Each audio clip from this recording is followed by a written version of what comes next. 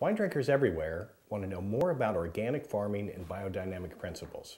We're thrilled here at Bonjour to have as our first guest on our segment People in Wine, John Williams of Frog's Leap Winery in Napa. John's been farming organically for over 20 years and has a state-of-the-art green winery.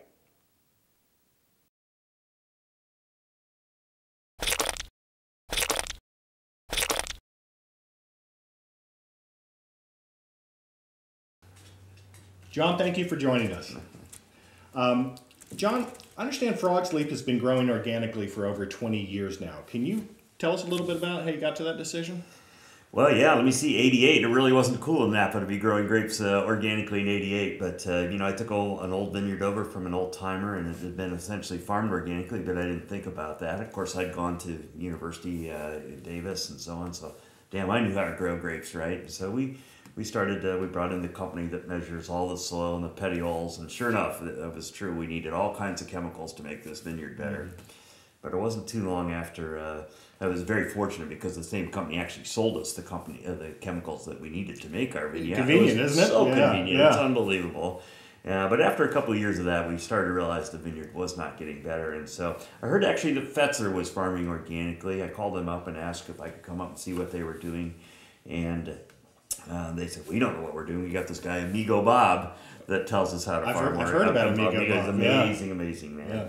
And so Amigo Bob came down and started talking about this idea that organic, and I thought organic was about not using chemicals, But really what organic is about is adding organic matter back in the soil, bringing the soil alive, working with the organisms and bringing the soil alive and healthy. And a healthy soil produces a healthy plant. A healthy plant naturally resists disease, just like our own bodies. If we're healthy, we're not off to the doctor for so many medications. Makes sense. Very much the same. And healthy plants naturally resist disease. So it turns out that organic isn't about not using chemicals, it's about not needing chemicals. And this was kind of the aha moment for us that really got us excited about organic.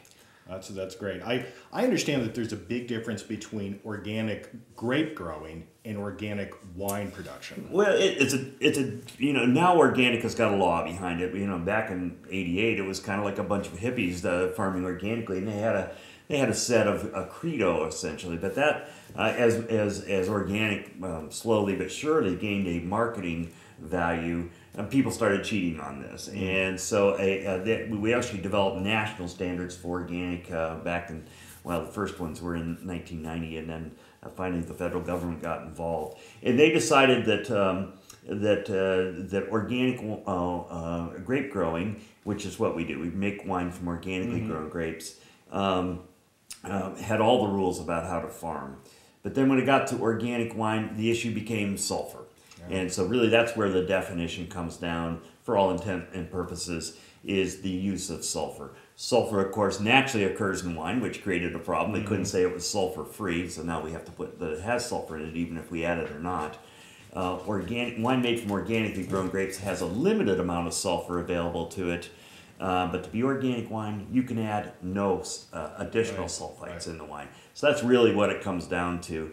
I think it's a little bit of a it's not that important to the average consumer. In my experience, that's just a step too far. That finishing of the wine with a small amount of sulfur results in a more stable wine and a wine that is more consistent for the consumer. Well, considering that, and I've heard this to be true, that an average glass of orange juice, naturally occurring orange juice, has more sulfur in it than a whole bottle of wine, even with the most amount of sulfur added to it. And that sulfur is a natural ingredient that we need in our diet. Exactly. I'm kind of with you, but we're a health conscious nation that gets all excited about that. Whatever the latest thing is. So exactly right. So if you can drink a glass of orange juice, stop worrying about sulfites in your wine. I can't believe. I think that's the most overrated thing in the whole wine industry. All right, so what is the difference, or if you can tell me a little bit about the differences between organic and biodynamic, which is a term we hear a lot. But biodynamic is it's a growing thing. The way I think about biodynamic, because it's based on a lot of course, Steiner was elemental in this, but that's Rudolf Steiner. Rudolf Steiner, Austrian, who wrote about this in the 30s. Exactly, but the principles of biodynamic precede him by millennium. I mean, we go to any ancient growing agricultural tradition, and there's a respect for moon phases and planetary alignments and the natural organism of the farming environment. And that's really what, you think about a grapevine, and what's a grapevine thinking about out in the vineyard? Is it thinking about how to make me rich? Right. Probably not. Probably not. It's thinking about, how do I get my berries ripe so birds will eat them and deposit the seeds somewhere else? In other words, it's sex, it's longevity from a sexual point of view. And how do I get ready for winter? It's longevity from its own survival point of view. And the way a grapevine knows how to do this is by measuring the angle of the sun and the phase of the moon and the planetary alignments and the temperature of the soil and the moisture level in the soil and which birds are migrating through the season. It's a very, very sentient being, a grapevine. Yes. Because it has to be, because that's its survival and its future as a generation. And so this connection with the natural environment is what biodynamics is. It forces you to respect. In organic, we're really only thinking about the soil aspect of that. In biodynamic, we take it to the larger sphere of thinking about all the other things that go on in the farm environment, right up into the farmer's involvement and other farm animals in the farming organism. Right. So it's a little bit broader sort of thinking. It gets into some things that are a little unusual, certainly the homeopathy, the preparations and so on.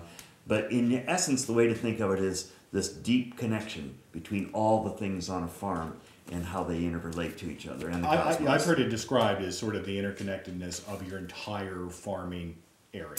Yes, but of course it takes even away from the vines themselves. That's correct. Right up to the cosmos, right. And then down deep into the soil organism itself. Right. So, I know it sounds like voodoo to a lot of people, but I highly recommend you just Google the term biodynamic and take a look at that, because in my experience, you taste the difference in the wine. Well, we get a little uncomfortable as humans thinking that we tend to believe we know everything, and that we're in control of it, and that we're in control of everything. But of course, even a cursory examination of things, you realize that no, we're not. pick up the paper. We're not in control of hardly anything at this moment. Well, and I often tell people, they kind of, oh yeah, the moon phase, sure. And I said, go to an emergency room on the night there's a full moon. Yeah, I've heard this, right, exactly. It's the same. We're affected by the same forces the grapevine are. We tend to ignore them. Right. I think sometimes at our peril, to be honest with you. I couldn't agree with you more. John, I understand that you have a state-of-the-art green wine facility, and includes solar and geothermal, and it's LEED certified, etc.